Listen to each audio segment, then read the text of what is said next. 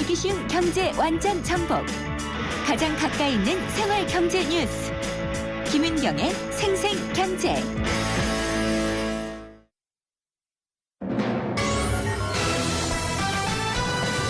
경제 뉴스의 진실과 오류. 생생경제가 떴다. 오늘의 생생 인터뷰는 삼성전자의 스마트워치 기어 S2의 전략 포인트 짚어보겠습니다. 생생경제 3부 함께하고 계십니다.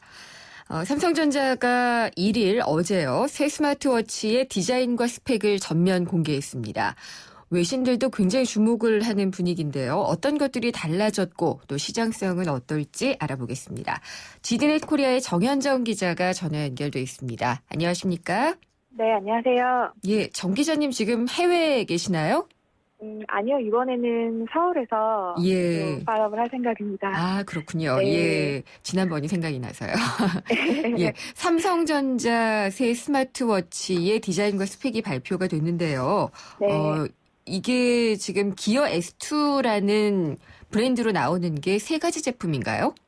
네, 기어 S2 시리즈로 기어 S2, 기어 S2 시리즈, 기어 S2 클래식 이렇게 세 종류입니다. 네, 어떻게 달라요? 아무래도 자체 통신 기능이 있는지 없는지 또 디자인, 색상 등이 조금씩 차이가 나는데요. 네. 일단 기어 S2와 기어 S2 시리즈는 좀 현대적이고 간결한 디자인이 동일한데 자체 통신 기능이 갖췄는지 여부를 좀 따라서 기어 S2와 기어 S2 시리즈로 분류가 되고요. 네. 기어 S2 클래식은 좀 전통적인 시계 디자인에 가깝게 만들어졌고 블랙 컬러랑 좀 스트랩, 가죽 스트랩을 채택한 모델입니다. 아, 그렇군요. 좀 더 고급스러워 네. 보이고 좀 클래식해 보이는 그런 네네. 제품도 있다는 건데요. 작년에 기어 S를 내놓은 이후에 이번에 1년 만에 신제품이 예. 나온 건데 지금 네. 시장 반응은 어때요?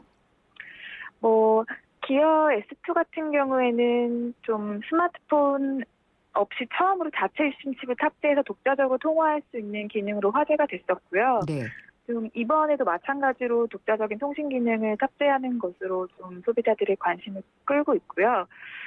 그리고 또 아무래도 원형 디자인을 채택한 삼성전자 제품 중에서는 처음으로 원형 디자인을 채택해가지고 많은 소비자들의 관심이 있는 것 같습니다. 네. 애플워치도 사각형만 나오나요? 예, 그렇지는 사각형 음. 디자인만 출시됐습니다. 아, 그러면 스마트워치 중에서는 원형으로는 처음인가요? 처음은 아니고요. 네. 기존의 LG전자라든지 모토로라 같은 제조사에서 원형 스마트워치를 내놓은 적이 있었습니다. 네, 그렇군요. 이게 내일인가요? 독일 베를린에서 쇼케이스 행사를 열고 공식적으로 이제 제품을 공개를 한다고 하죠. 네네. 예. 근데 왜 한국에서 안 하고 그쪽에서 하나요? 독일에서 매년 9월에 예. 인파라는 가전 박람회가 열리는데요. 아, 네. 네, 그 기간 동안 삼성전자가 이제 매년 갤럭시 노트 시리즈를 발표를 해왔어요. 네.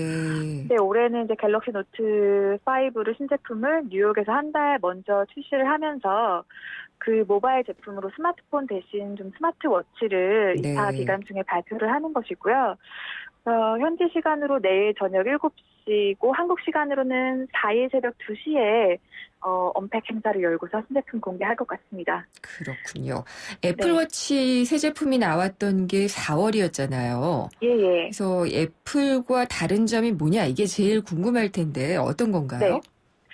아무래도 좀 디자인 측면에서는 확연하게 다른 점이 있고요. 네. 아까 말씀드린 대로 애플워치는 사각형 디자인을 채택하고 있고 이번 기어 S2 신제품은 원형 디자인을 채택을 하고 있습니다.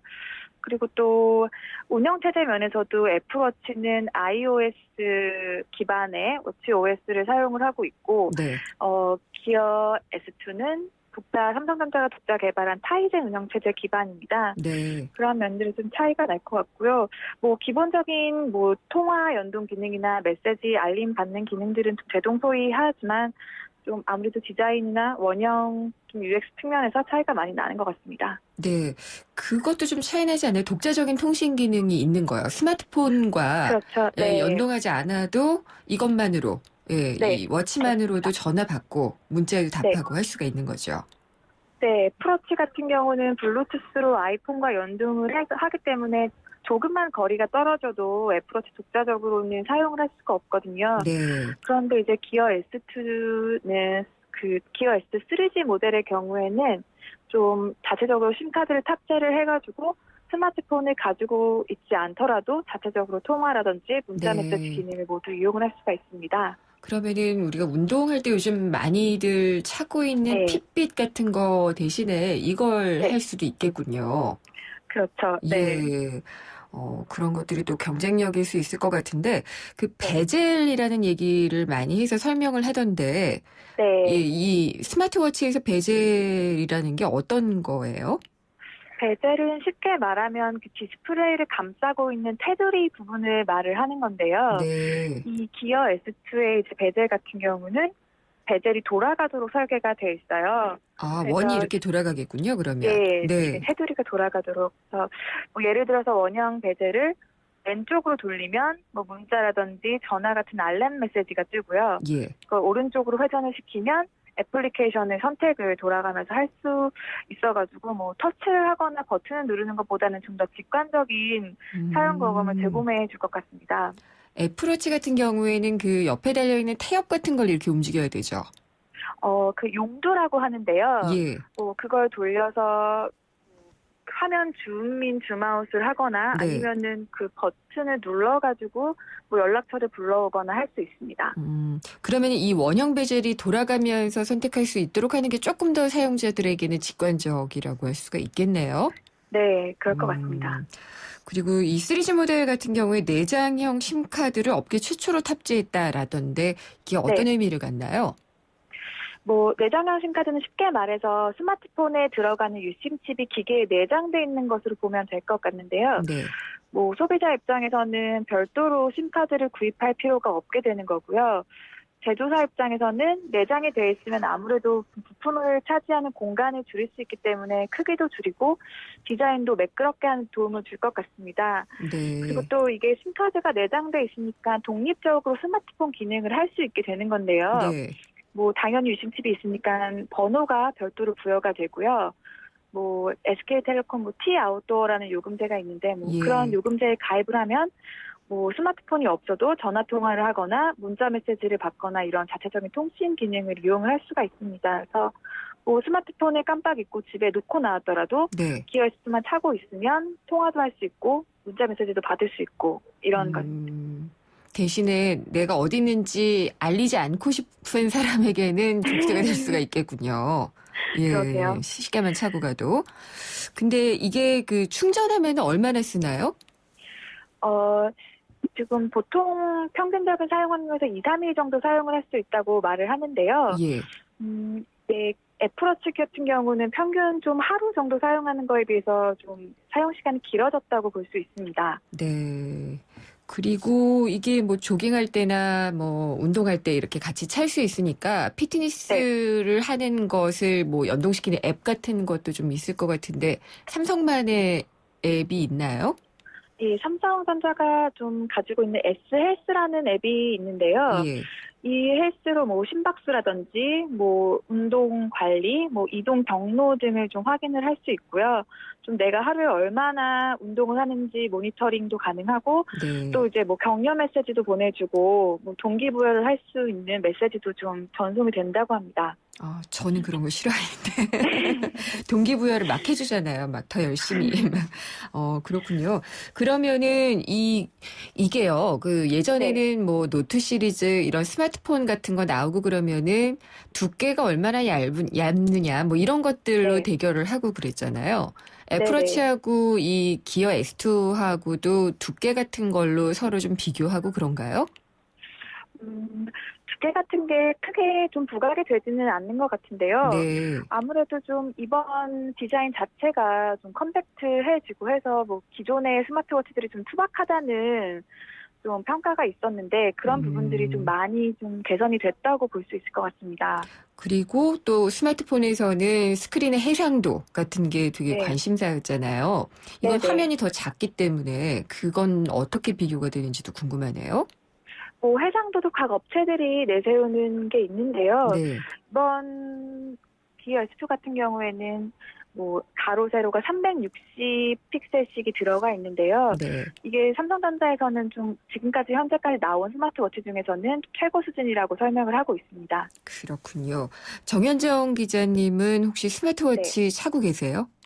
네, 지금 저는 아이폰에 사용하는 관계로 애플워치를 지금 착용을 하고 있는데요. 그렇군요. 이 네. 기어 S2도 나오고 시장은 훨씬 더 확대가 될 것 같은데 기자님 네. 보시기에는 시장이 어떤 식으로 발전해 나갈 걸로 보시나요? 아무래도 좀 지금까지 스마트워치 제조사들의 좀 가지고 있는 공통적인 문제였는데 스마트워치가 왜 꼭 필요하냐라는 네. 것에 대해서는 좀 근본적인 회의론들이 있었거든요. 그렇죠. 근데 이제 이번에 좀 제조사들도 사용성을 좀 더 개선하고 디자인도 좀 더 실제 시계에 가깝게 내놓고 좀 차별화된 기능들을 많이 집어넣고 있어서 네. 좀 얼마나 차별화된 경쟁력을 보여줄지가 앞으로 좀 경쟁의 포인트가 될 것 같습니다. 아쉬운 점이라고 하면은 뭐 꼭 집어서 얘기할 수 있는 게 있을까요? 쉬운 점, 뭐 아직 제가 기계를 보지 못해가지고 네. 사용해보지 않았기 때문에 좀 조심스럽긴 한데요. 뭐 아무래도 좀 많은 소비자들이 뭐 기어 S2 출시 전에 삼성페이가 지원이 될 것이냐 여부에 좀 관심을 보였었는데 예. 이번에는 좀 삼성페이 서비스는 탑재가 되지 않고 대신에 NFC라고 하는 근거리 무선통신 기반의 모바일 결제 서비스만 네. 이용을 할 수 있게 되었어요. 뭐 그런 부분들 굳이 뽑자면 네. 아쉬운 점이 있는 것 같습니다. 알겠습니다. 잘 들어봤습니다. 감사합니다. 예, 감사합니다. GD넷 코리아의 정현정 기자였습니다. 2588 상담원 하느라 아직 시집을 못 갔어요. 훌쩍훌쩍. 우리 고객님들 중에 총각도 많으시던데 저 이국주 어떠세요? 뿌이뿌이. 좌우로 정렬 2588 국주 좋네 국주 좋아 2588 대리운전아 국지를 부탁해. 네, 생생경제 잠시 후 4부 이어집니다. 경제주치 시간에는 상속세와 관련해서요. 가산세, 그리고 상속 포기 같은 것들이 들어가는 세무 상담을 진행을 하겠고요. 곽정수 기자의 기업 이야기 있습니다. 총수일가가 운영하는 기업의 지배구조 개선 외에도요. 전문 경영 CEO가 운영하는 기업인데 포스코나 KT 같은 경우에 이런 기업들도 지배구조가 문제가 되는 경우가 있거든요. 그 이유는 무엇인지 자세하게 알아보도록 하겠습니다.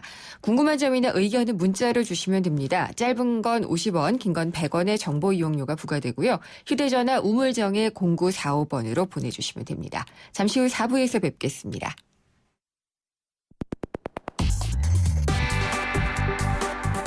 어려운 경제학은 가라. 귀에 쏙쏙 들어오는 김인경의 생생경제.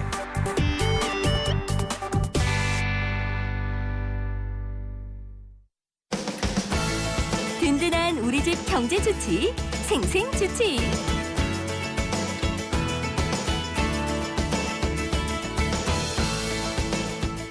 경제주치 오늘은 세무상담 시간입니다. 세무법인 부강의 유재선 대표 세무사 나오셨습니다. 안녕하십니까? 안녕하세요. 네. 저한테 지금 그런 말씀을 하셨잖아요. 경제 프로 진행하다 보면 여러 가지 공부를 해서 해박해질 것 네. 같다. 해박해지는 것 같은데 절대로 해박해지지 않는 분야가 세금 분야인 것 같아요. 아유, 고맙습니다. 그래야 또 저희 전문가들이 할 또 일이. 네, 하는 척 하면서. 네, 알겠습니다. 그럼 상담으로 바로 들어가도록 네. 하겠습니다. 2352님인데요. 재작년에 미혼인 큰아들이 사망을 하면서 남긴 재산을 친엄마인 제가 상속을 포기를 해서 둘째 아들이 상속받게 됐습니다. 네, 상속세를 신고하면서 상속 공제를 차감한 금액을 신고를 했는데 세무서에서 상속 공제액을 부인하고 새롭게 상속세를 결정해서 고지했다라는 말을 들었는데 여기에다가 납부 불성실 가산세까지 부과가 됐다고 해요. 이게 어찌된 일일까요? 라고 아이고, 하셨습니다. 이 참 불행한 일이 당하셨는데 네. 또 세금까지 덤태기를 그러니까요. 쓰신 듯한 느낌이 되겠어요. 네. 많이 놀라셨을 것 같은데 일단 현재 우리 상속세법을 보면 여러 가지 공제가 많습니다. 기본적으로 기초공제가 2억 원에다가 일괄 공제 5억 네. 원, 뭐 배우자 공제 5억 원 네. 이런 식으로 해서 어지간한 배우자가 계신 경우는 10억까지는 세금이 없고요. 공제되고 마니까. 네. 배우자가 계셔서 배우자 공제를 적절히 활용하면은 30억까지도 공제가 돼요. 그래요? 그러니까 어지간한 올라가는 우리 중산층까지는 상속세 걱정을 안 하셔도 된다는 네. 얘기인데 그런데 이분이 뭐 아드님이 재산이 얼마나 됐는지 모르겠는데 내가 포기를 했더니 세금이 나왔더라라고 네. 하는데 여기서 이제 한 가지 주의하실 게 있어요. 이런 경우가 굉장히 많은데 상속 공제는 원래의 상속인들한테만 적용이 됩니다.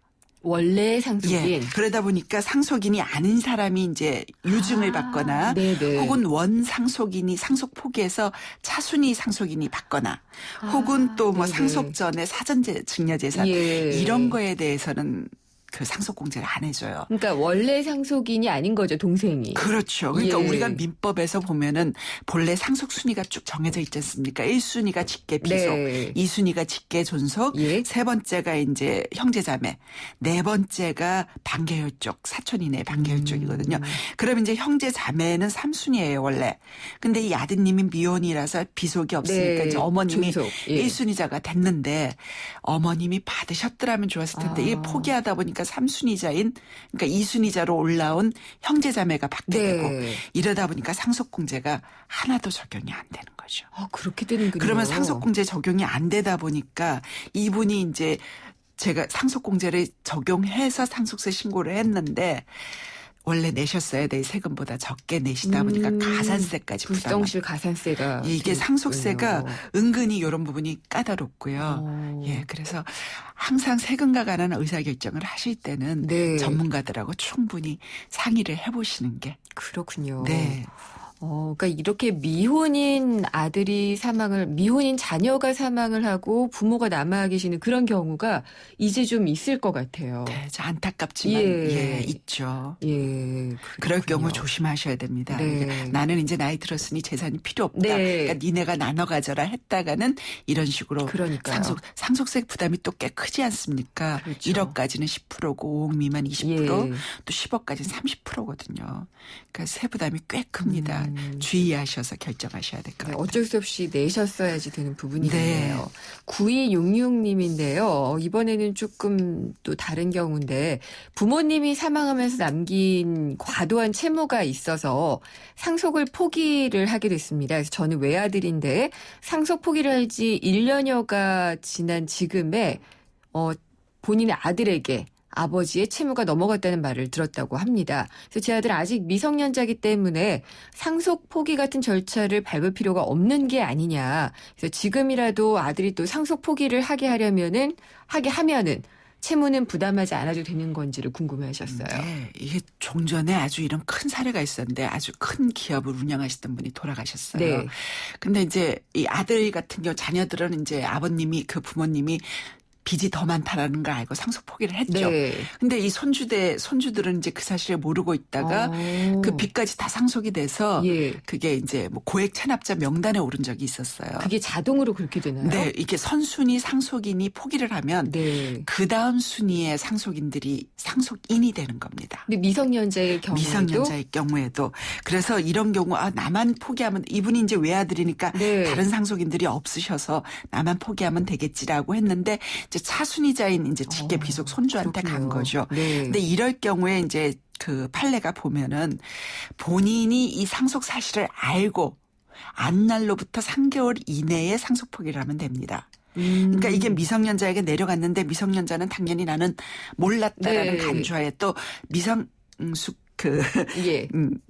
미성년자의 대리인 뭐 친권자 이런 분들이 내가 자녀가 넘어가는 걸 몰랐다라고 네. 한다면 그 상속인이 된다는 사실을 안날로부터 3개월 이내에 포기하시면 됩니다. 자녀가 상속인이 되었다는 것을 안 날이라고 할 때 예. 그걸 안 날은 객관적으로 증빙할 수가 네. 없죠, 사실은. 그러니까요. 네. 예. 근데 대부분의 경우는 이렇게 구제받는 길이 만약 지금이라도 몰랐다. 의논을 이렇게 하셔서 하고 네, 예. 상속 포기 절차를 밟으시는 게 좋겠습니다. 그렇군요. 3854님인데요. 이번에 회사가 유상 감자를 했고요. 유상 감자 대가를 주주들에게 지급하는 과정에서 의제 배당 금액을 계산하는 방법에 대해 국세청에 질의를 했다고 합니다. 대답이 오지 않아서 임의로 관련 의제 배당 금액을 계산해서 이에 대한 법인세를 원천 징수한 뒤에 납부를 했습니다. 근데 과소 원천 징수라고 하면서 법인세가 추가로 부과가 됐고요. 역시나 여기도 원천 징수 불이행 가산세까지 부과가 됐다고 하는데 따지고 보면은 국세청에서 질의에 대해서 다 대답을 안 줬기 때문에 과소납부가 된 건데 이 경우에 가산세는 부당한 게 아닙니까? 라고 얘기를 네. 하셨어요. 의제 배당이라는 거는 실제 배당이 아니라도 배당과 같은 경제적 네. 효과를 가져오는 게 의제 배당이어서 납부를 해야 되거든, 배당소득세를. 근데 이거를 금액을 어떻게 계산할지를 몰라서 국세청이 질의했더니 네. 제대로 안 가르쳐 주더라. 그렇죠. 그래서 내가 작게 냈는데 날 보고 작게 낸 데 대해서 가산세 내라. 억울하다라는 네. 얘기죠. 자, 가산세라는 게 사실은 납세자에게 부여된 의무를 제때 이행하지 않는 데 대한 페널티거든요. 네. 그러면 납세 의무자가 그 의무를 알아야 하느냐? 이게 문제가 될 겁니다. 네네. 우리가 가산세 부과하지 않는 사유를 보면은 국세기본법에 뭐 천재지변이 있다든지 예. 불가항력적으로 가산세 부과할 수 없는 사유가 있다든지 혹은 납세 의무자가 그 사실을 몰라서 네. 그리고 그 사실을 모른 데 대해서 귀책할 수 없는 그 책임을 물을 수 없는 그런 경우는 정당한 사유로 봐서 네. 가산세를 부과하지 않습니다. 이 경우는요? 근데 이 경우는 예. 그 해석의 문제지 규정이 다 정해져 있거든요. 그래서 질의 중이라고 하더라도 네. 사실은 이게 좀 우리 세법은 세금과 관련 좀 보수적으로 판단할 필요가 있어요. 네. 만약에 우리가 판단을 잘못해서 더 냈다면 5년 돌려받을 이내에 수 경정 있으니까. 청구해서 돌려받을 예. 수 있습니다. 근데 이렇게 해서 적게 내도 되겠지라고 했다면 이거는 가산세까지 피할 수 없는 경우가 되니까 네. 질의를 답변받지 않아서 내가 가산세 부과는 억울하다라고 항변하시기가 어려운 상황인 것 같습니다. 그 현실적으로 국세청이 답을 주지 않았더라도 내가 뭐 인터넷으로 알아볼 수도 있는 그렇죠. 거고 예. 세무사무소에 또 갈 수도 예. 있는 거고 하니까. 그리고 이게 질의라는 게 예. 했다고 해서 바로 오는 게 아니더라고요. 저희도 이제 어. 좀 어려운 사안이 예. 있어서 기재부나 국세청 법규 해석과에 보내면 예. 통상적으로 한 2달 넘게 걸리고요. 그래요? 거기다가 이렇게 판단을 요하는 사실 판단이 요하는 문제들은 현황을 다 판단을 해야 되기 때문에 네. 구체적인 내용을 얘기해 주지 않아요. 그냥 네. 두리뭉실하게 기존의 뭐 예규라든지 판례들을 네네. 설명해 주기 때문에 판단이 상당히 어렵습니다. 그래서 우선은 보수적으로 판단하시는 게 좋을 듯합니다. 네, 일단은 내고. 네. 예, 돌려받으시면 환급 예. 가산금 이자까지 붙여서 돌려줍니다. 아, 그렇군요. 네. 예, 말씀 잘 들었습니다. 감사합니다. 고맙습니다. 세무법인 부강의 유재선 대표 세무사였습니다. 생생경제를 다양하게 만나는 방법. YTN 라디오 앱 예스와 YTN 라디오 웹사이트, 팟캐스트를 통해서 실시간 청취와 다시 듣기가 가능합니다. 언제 어디서나 손쉽게 만날 수 있는 생생경제. 참 좋다. 알려지지 않은 0.01% 그들만의 이야기. 곽정수 기자의 기업 이야기. 곽정수 기자의 기업 이야기 시간입니다. 한겨레 신문 경제부의 곽정수 선임 기자 연결하겠습니다. 안녕하십니까? 예, 안녕하세요. 네. 이제 9월이 되니까 새로운 통합법인들도 많이 출범을 하던데 삼성물산이 공식 출범했잖아요. 네, 그렇죠. 예, 이렇게 되면서 삼성의 3세 경영 승계, 재벌 지배구조 이런 것들이 관심을 계속 끌고 있는데요. 근데 너무 대기업들 문제가 많아가지고 등한시했다라고 얘기를 해야 될까요? 관심밖에 좀 있었던 게 포스코 수사였는데요. 이게 어떻게 지금 진행이 되고 있나요? 예, 지금 한 6개월째 끌었잖아요. 네. 근데 이제 거의 이제 정점으로 가고 있는 것 같아요. 검찰이 내일 정준영 전 포스코 회장을 이제 출석시켜서 조사를 할 예정인데요. 예. 예, 정 전 회장은 그동안 이제 포스코 비리의 몸통으로 지목받아온 인물이고요. 이번 출석도 이제 피의자 신분이에요. 예. 그래서 이제 결과가 어떨지 이제 다들 관심인데, 정 전 회장은 이제 재임 당시 이제 2009년부터 2013년까지 했는데요. 국내에서 수십 건의 그 인수합병 예. 이런 걸 하고, 근데 그 과정에서 상당 부분 이제 무리하고 부실한 투자가 이루어졌다 이런 혐의를 받고 있습니다. 예를 들면 이제 그 포스코에 5천억 이상 손실 끼친 그 성진지오텍, 네. 그때 부채 비율이 뭐 수천 %였다는 그 회사를 그 시가의 한 2배 정도 비싼 가격에 상대한 대표적 사례로 꼽히고요. 또 하나 더는 이제 정 전 회장이 그 동양종합건설이라고 배송 회장이 이미 뭐 검찰 수사를 받았는데, 예. 이쪽에서 이제 그 인도나 베트남 등 그 해외 사업 관련해서 하도 그 일감 몰아주기를 예. 지시했다는 그런 의혹도 받고 있죠. 네, 정 전 회장이 좀 관여했다라고 혐의가 있는 거죠. 그렇습니다. 네. 다른 또 얘기가 있나요? 그 정도가 가장 큰 건가요? 사실 지금 상황이 네. 검찰 입장에서 보면 그렇게 낙관적이지만 않은 것 같아요. 왜요? 그 뭔 얘기냐면 이번 내일 정준영 회장을 불러서 조사를 하지만 과연 예. 얼마나 성과가 있을지 불투명하다는 얘기인데 네. 검찰이 앞서 포스코 비리의 또 다른 몸통으로 지목된 인물이 있어요. 정동화 전 포스코 건설 부회장이라고요. 네. 네. 이 사람을 두 차례나 구속영장을 신청을 했는데 모두 기각됐어요, 법원에서. 그렇군요. 네. 그리고 아까 잠깐 언급했던 포스코로부터 특혜 의혹을 받은 혐의를 받고 있는 배송로 동양정업건설 회장의 구속영장도 역시 기각됐고요. 네. 그래서 지금 수사 동력이 크게 떨어진 상태예요. 이 두 건이 다 기각이 된 거는 기각이 됐죠. 그 혐의가 구속 정도 시킬 사안이 아니라고 본 거예요, 법원에서. 그렇네요. 그럼 결국 이제 검찰이 무능하다는 지적을 피할 수 없는 건 물론이고, 원래 애초에 이 포스코 수사가 청와대 하명에 따른 것이었기 네. 때문에 좀 더 무리했던 거 아니냐, 이런 지적까지 지금 나오고 있거든요. 철저하게 검토하지 않고 좀 서둘러서 있다. 이제 지시를 하니까 이제 막 움직인 거죠. 그러니까 예. 벌써 검찰 주변에서는 지금까지 드러난 아까 잠깐 네. 언급했지만 사실 비리 자체가 크다 작다고 얘기하는 게 좀 어폐가 있을지 모르겠지만 정작 세간에서 기대하고 있는 그런 수준의 비리 혐의가 아니고 네. 그냥 작은 것들로만 해서 그냥 마무리되는 거 아니냐 이런 전망도 나오는데 애초 포스코의 경우에 이런 어떤 부실 투자나 부정 비리 근본 뿌리에는 예. 이 정 회장과 이명박 정권 실세들과의 유착이라는 의혹이 제기되어 왔었거든요. 지역적으로 TK 대구 경북 지역 실세들이죠. 그렇죠. 예. 선임 과정서부터 그랬고 그 이후에 이제 소위 포스코를 통해서 자기네들 이권을 챙기는 과정에서 이렇게 부실 투자도 되고 또 거래업체 유착도 생기고 이랬다는 거거든요. 네. 그런데 지금 검찰 수사를 보면 그 윗선에 대한 수사는 전혀 지금 제대로 이루어지지 못하고 결국 용두사미로 예. 끝난 거 아니냐 이런 얘기가 나오는 것 같아요. 근데 제가 볼 때 비리의 검찰이 말총만 건드린. 예. 네, 검찰이 욕을 먹어도 싼 게 네. 이미 4년 전에 예. 지금 아까 성진주택 제가 말씀드렸잖아요. 네. 부실 기업을 고가로 인수해서 특혜 의혹이 제기됐다는. 거기에 이제 전정도 전 회장이 그 사람이 이제 자기 집으로 포스코에 비싸게 판 건데 그때 4년 전에 이미 배임 횡령 사건이 있었어요, 이 사람이. 지금은 이제 구속돼가지고 들어가 있지만. 예. 그래 당시에 검찰 측에서 이 성진주택의 특혜 의혹에 대해서 함께 수사를 했습니다. 네. 그래가지고 당시에 산업은행이라든가 포스코라든가 미래에셋던 당사자들은 모두 조사했는데 그때는 무혐의 처분했거든요. 그러니까 지금 그때 제대로 했으면 지금 진작에 시시비비가 가려졌겠죠. 그때는 또 그 정권이 있었으니까 그랬겠죠. 바로 그렇습니다. 그때 이명박 예. 정부 시절이었잖아요. 권력 네. 눈치 보면서 그냥 넘어간 거죠. 그러니까 지금 얘기를 하면은 계속해서 포스코는요. 정권에 따라다니게 되고 있는 것 같아요. 그렇죠? 그 원인은 뭐라고 봐야 될까요?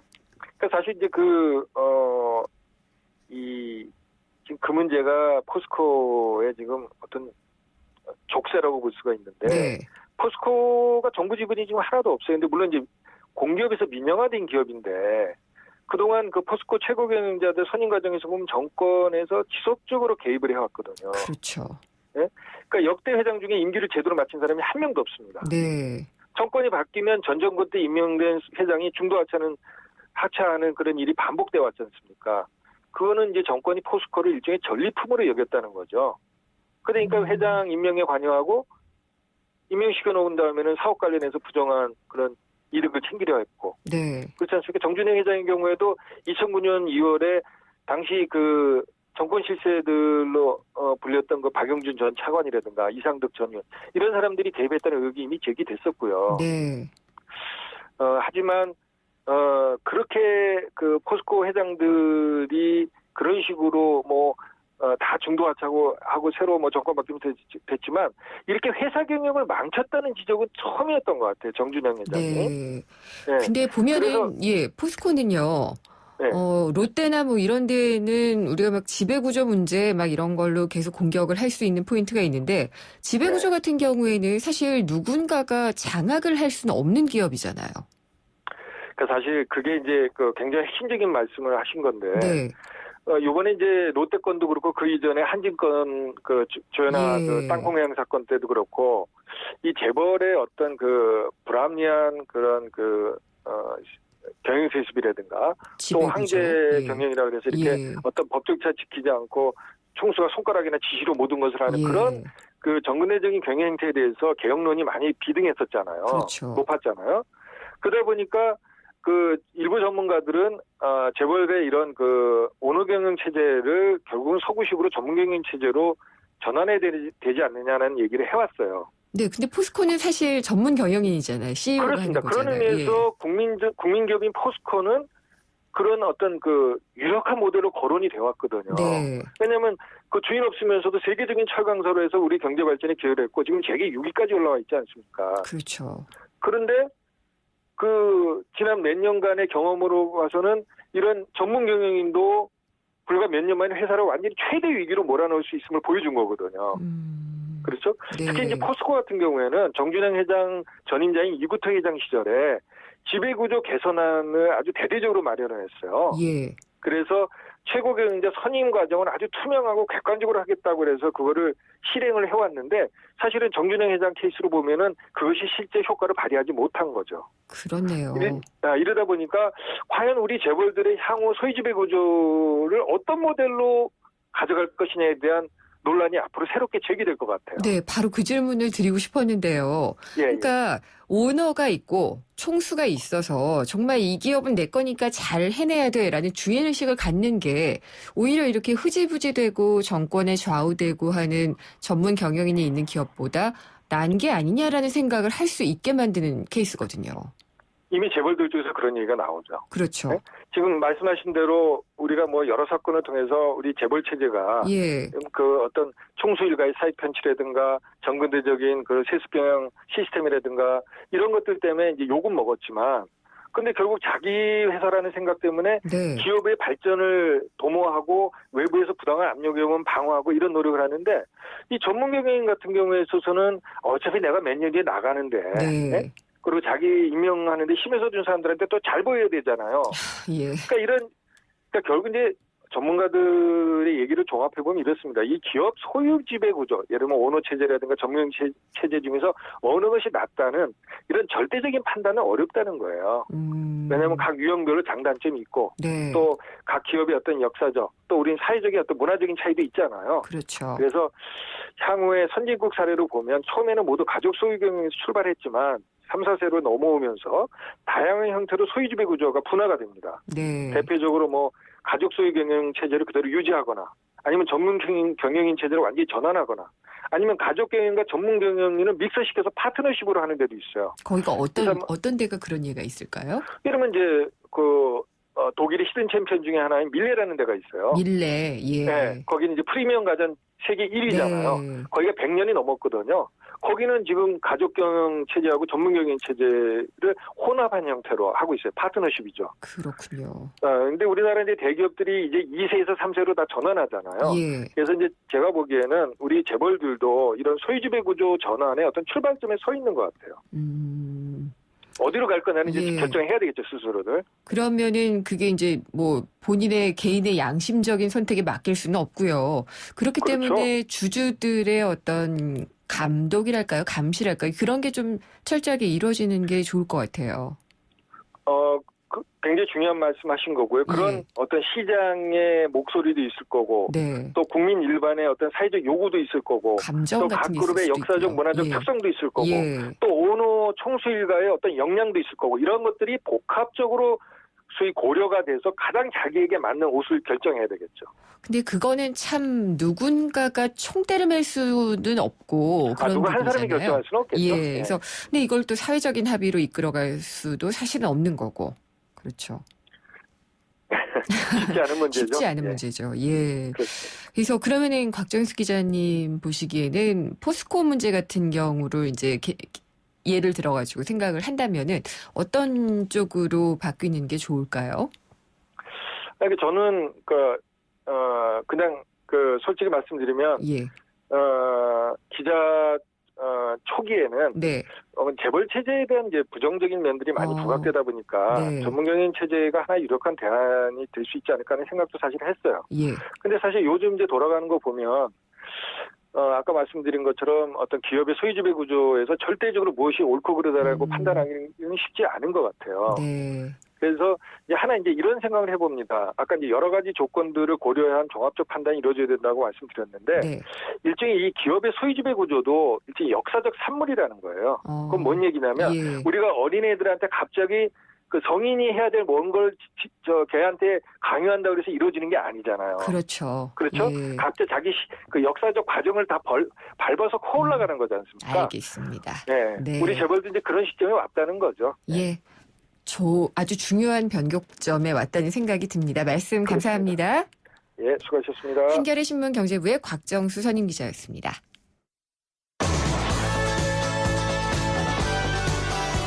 김은경의 생생경제 4부 포스코와 함께했습니다. 생생경제에서 마련한 선물 받으실 분은 6234님 외 3분이고요. 연락 따로 드리겠습니다. 다음 시간에 찾아뵙겠습니다. 김은경이었습니다.